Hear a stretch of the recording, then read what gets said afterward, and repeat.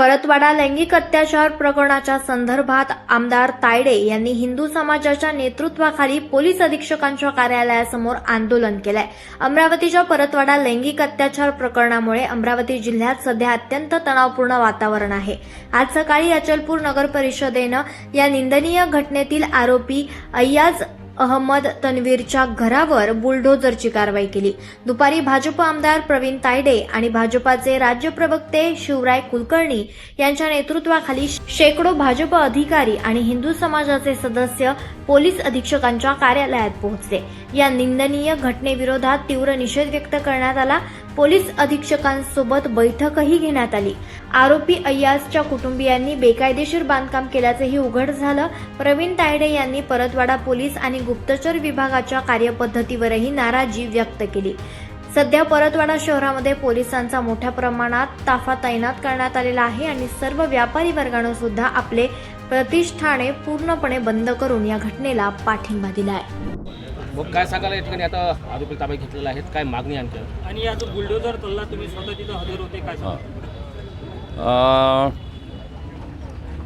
एक आरोपी जो मुख्य आरोपी आहे तो परवालाच ताब्यात घेतलेला आहे। त्याला 21 तारखेपर्यंतची पोलीस कस्टडी मिळालेली आहे आणि सकल हिंदू समाजाच्या वतीनं आज SP साहेबांशी काल बोललो, एक बैठक घेण्यात आली। त्या बैठकीत ठरवण्यात आलं की आज परतवाडा बंद, अचलपूर बंद, शहर बंदचं आवाहन करण्यात आलं स्वयंस्फूर्तीनं। तर ते आज जवळपास 99% बंद होतं, बंद आहे अजूनही। आणि सर्व व्यापारी, सर्व स्तरातील लोक, हिंदू समाजातील सर्व लोक, सकल हिंदू समाज आज SP साहेबांना आपल्या विविध मागण्यांसाठी इथे निवेदन देणार आहे, त्यांच्याशी चर्चा करणार आहे। त्यात मी पण आहे। आणि राहिली गोष्ट जे अतिक्रमण होतं त्याचं, ते तोडण्याचं मी कालच सांगितलं बैठकीत की ते तोडणार म्हणजे तोडणार, म्हणजे तोडलं।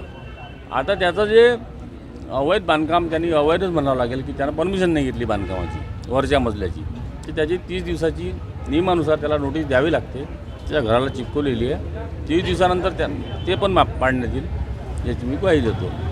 पोलिसांच्या किंवा नाही, संबंधित जे पोलीस स्टेशन आहे तिथलं, त्या परतवाडा, खास करून परतवाडा पोलीस स्टेशन आणि खास करून गुप्तचर जे हे आहे त्याची यंत्रणा, ती सपशेल असफल आहे, अपयशी आहे।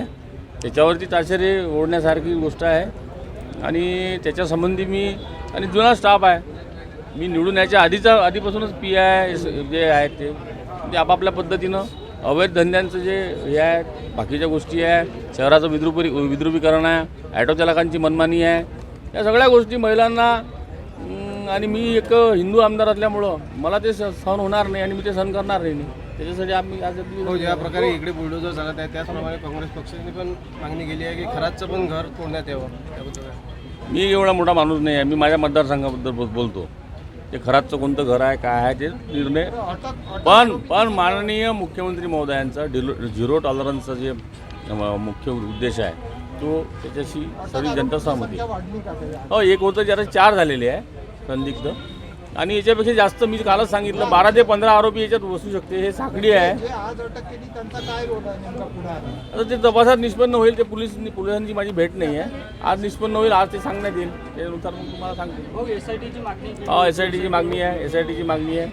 त्याच्यावरती मकोका लावावा अशी सुद्धा मागणी काही संघटनांनी, हिंदू संघटनांनी केली, हिंदू वाहिनींच्या महिलांनी केलेली आहे। हिंदू जनजागृती समिती, हिंदू जनजागरण समिती म्हणून आहे। ठीक आहे।